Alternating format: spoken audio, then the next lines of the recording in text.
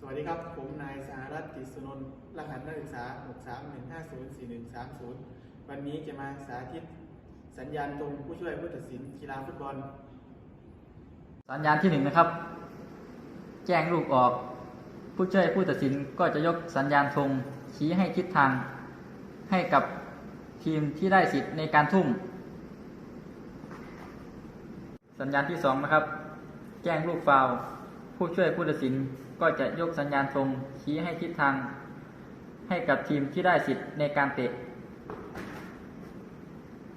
สัญญาณที่3นะครับสัญญาณตั้งเตะจากประตูผู้ช่วยผู้ตัดสินจะชี้สัญญาณธงไปบริเวณกรอบเขตประตู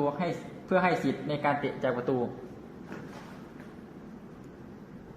สัญญาณที่4นะครับ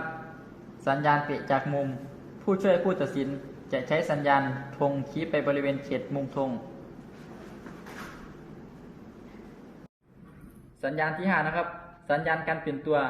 ผู้ช่วยผู้ตัดสินจะยกธงด้วยมือทั้งสองให้เหนือศีรษะ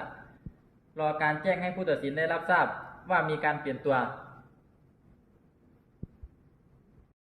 สัญญาณที่6นะครับสัญญาณการล้ำหน้าผู้ช่วยผู้ตัดสินก็จะยกธงขึ้นเหนือศีรษะเมื่อได้รับสัญญาณนกหวีดจากผู้ตัดสินผู้ช่วยผู้ตัดสินก็จะลดระดับตามเหตุการณ์ที่เกิดขึ้นในกรณีล้ำหน้าก็มีระยะใกล้ระยะกลางระยะไกลสัญญาณที่7นะครับ